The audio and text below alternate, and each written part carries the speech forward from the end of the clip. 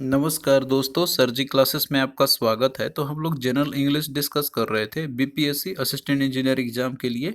तो ये जो है आपका पेपर 1 में पूछा जाएगा। तो इससे रिलेटेड जितने भी अभी तक हमने प्रीवियस ईयर के क्वेश्चन आपको कराए हुए हैं इंग्लिश का, वो फिर चाहे आपका हिंदी का हो, तो इन सभी का हमने देखिए अलग से प्लेलिस्ट बनाया हुआ है। तो डिस्क्रिप्शन बॉक्स में लिंक इसका आपको मिल जाएंगे, तो वहाँ जाके आप लोग प्रीवियस सारे वीडियो को आप लोग देख सकते हैं।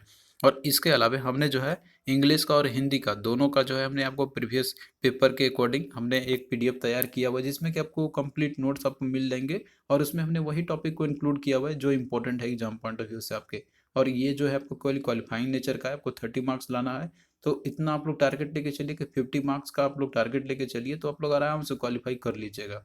और जितना कंटेंट हमने आपको इंग्लिश हिंदी में दिया हुआ है ना, आप अगर आप लोग उतना भी कर लेते हैं तो आपका आराम से 50 मार्क्स तो आ ही जाएगा। तो आपको और कुछ एक्स्ट्रा पढ़ने की ज़रूरत नहीं पड़ेगी, इतना आप लोग ज़रूर करके चले जाना। तो आपका जो है आराम से काम बन जाएगा। तो चलिए स्टार्ट करते हैं हम लोग आज का क्लास। तो प्रीवियस क्लास में हमने आपको जो है एरर स्पॉटिंग के क्वेश्चन आपको हमने कराया था, जो कि आपके पूरे ग्रामर के बेसिस पे ही थे।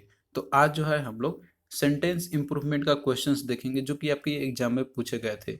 और ये देखिए, जो सेंटेंस इंप्रूवमेंट का जो क्वेश्चन आपका है, तो ये भी आपका टोटली ग्रामर बेस्ड ही आपका रहता है। यदि आपको ग्रामर के रूल्स आपको अच्छे से पता होगा आपको, तो आप लोग क्वेश्चन को बहुत ही ईजिली कर लीजिएगा। इसमें कोई ज़्यादा आपका उतना टफ नहीं है।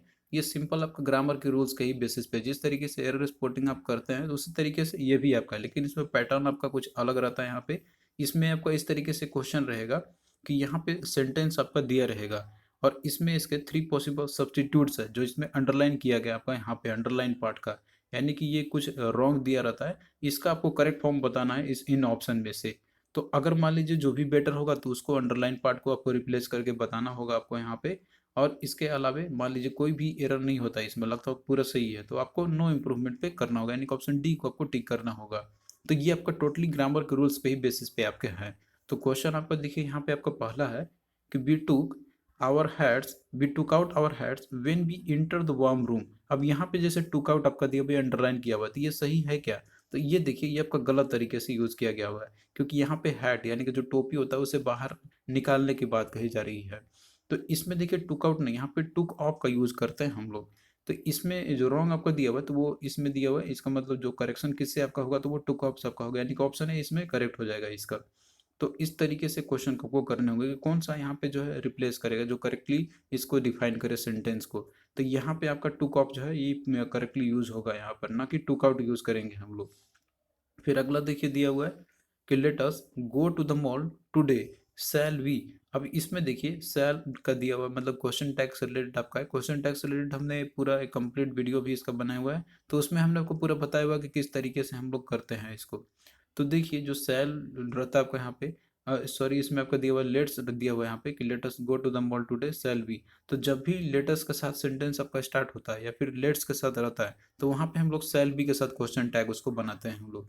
तो यहाँ पे जो दिया हुआ है सेल भी, तो ये अंडरलाइन किया हुआ, तो ये मतलब आपका सही है, इसके साथ रिप्लेसमेंट करने की जरूरत नहीं है आपको। तो इसमें ऑप्शन डी आपका करेक्ट हुआ, नो इम्प्रूवमेंट रिक्वायर्ड। तो जब भी आपका लेट्स या फिर जो लेटस के साथ रहेगा, तो वहाँ पे आपको सेल बी का यूज करना है क्वेश्चन टैग में। तो ये चीज आप लोग ध्यान रखना। जैसे दिया हुआ है कि let's go to a movie, तो यहाँ पे क्या आपका है कि सेल बी क्वेश्चन टैग हमने बना दिया है। फिर अगला देखिए दिया हुआ है कि she is having a lot of coins in her purse. तो इसमें देखिए दिया हुआ है आपको यहाँ पे इज हैविंग। तो इज हैविंग यहाँ पे जो है, तो इसमें देखिए ये एरर है। यहाँ पे क्या होगा आपका, मतलब कि इसको रिप्लेसमेंट करके क्या यूज करना होगा, सिंपली हैज का यूज करेंगे हम लोग। तो ऑप्शन बी इसका करेक्ट हो जाएगा, क्योंकि सेंटेंस जो है ना, तो इसमें आपको कंटिन्यूअस फॉर्म में इसको नहीं रखना है। यहाँ पे आपको जो है सिंपल प्रेजेंट में आपको रखना है। दैट इज यहाँ पे हम लोग यूज करेंगे हैज का, यानी कि कैसे करेक्ट करेगा आपका कि she has a lot of coins in her purse. तो ऑप्शन बी इसका करेक्ट हो जाएगा। फिर उसके बाद देखिए अगला दिया आपका यहाँ पे कि I had enough of his arrogant behaviour. तो आई हैड इनफ है यहाँ पर। तो इसमें आपको बताना कि करेक्शन क्या होगा आपका यहाँ पे। तो इसमें देखिए, अब यहाँ पे जैसे दिया हुआ है ना आपका, यहाँ पर आपका कि I have enough of his arrogance behaviour. तो यहाँ पे गलती से दिया हुआ है आपका, यहाँ पे हैड इनफ नहीं, यहाँ पे यूज करेंगे हम लोग कि I have had of his arrogant behaviour. तो ये आपका करेक्ट फॉर्म होगा इसका। तो इसमें देखिए कौन सा रिप्लेसमेंट यहाँ पे आपका होगा, तो ऑप्शन सी से इसका हो जाएगा, I have had enough of his arrogance behaviour. तो ये जो है आपका करेक्ट फॉर्म इसका होगा, ऑप्शन सी करेक्ट हो जाएगा यहाँ पे।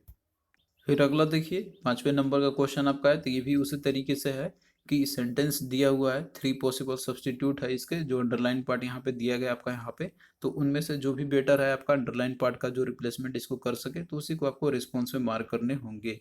तो यहाँ पे दिया हुआ है कि Sheela is as tall as Reema. तो यहाँ पे जैसे कंपैरिजन किया जा रहा है दो लोगों का, तो इसमें एज का दिया हुआ है, तो इसमें बीच में मान लीजिए कोई अगर रहता है ना, तो ये कंपैरिजन के लिए यूज करते हैं हम लोग। तो एज और एज जो आपका है, तो ये एक कॉमन कंजंक्शन आपका है, इसके बीच में आपका सेंटेंस जैसे दिया हुआ है टॉल का कंपैरिजन करने की बात कही जा रही है, तो ये जो है आपका ये भी फॉर्म सही है।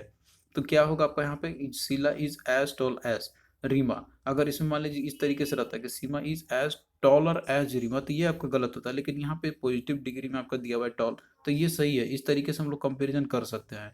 तो Seema is as tall as Reema, तो ये सही है आपका, इसमें कोई भी इंप्रूवमेंट करने की जरूरत नहीं है, तो ऑप्शन डी इसका करेक्ट आंसर हो जाएगा आपका। फिर उसके बाद देखिए अगला दिया हुआ है 6 नंबर का, कि Ranjan must has spilled the milk. अब यहाँ देखिए दिया हुआ है आपका यहाँ पे हैज स्पिल्ड दिया हुआ है, तो इसमें देखिए जो एरर मतलब जो है इसका यहाँ पे हैज स्पिल्ड नहीं, यहाँ पे क्या होगा आपका हैव स्पिल्ड का यूज करेंगे हम लोग। तो यहाँ पे आपको करेक्ट फॉर्म क्या होगा इसका, होगा ऑप्शन दैट इज, यहाँ पे आपको करना होगा ऑप्शन, देखिए इसमें ए आपको करना होगा, यहाँ पे हैव स्पिल्ड का हो जाएगा, हैज स्पिल्ड नहीं, क्योंकि कोई पर्सन करता है, जैसे कोई बात करते हैं किसी खास पर्सन का, तो उसके साथ हम लोग यूज करते हैं हैव का, आई हैव या वी हैव। तो रंजन भी है, तो इसमें पर्सन भी यूज होगा आपका, तो यहाँ पे हैज नहीं हैव का यूज करेंगे हम लोग। तो Ranjan must have spilled the milk, और ये बात भी कही जा रही है आपका कि जैसे कि पास्ट की बात कही जा रही है, तो वहाँ पे हैज नहीं हैव का यूज करेंगे हम लोग। तो क्या होगा आपका यहाँ पे कि Ranjan must have spilled the milk, तो ऑप्शन एक यहाँ पे जो रिप्लेसमेंट होगा इसका। फिर उसके बाद देखिए अगला आपका दिया हुआ यहाँ पे 7 नंबर का, कि my mother is worried about my brothers grades and also I. तो यहाँ पे दिया हुआ एरर जो मतलब कि जो से आपको करेक्शन करना है यहाँ पे, that is and also I. तो एंड ऑल्सो आई यहाँ पे देखिए यूज करना सही है क्या यहाँ पर।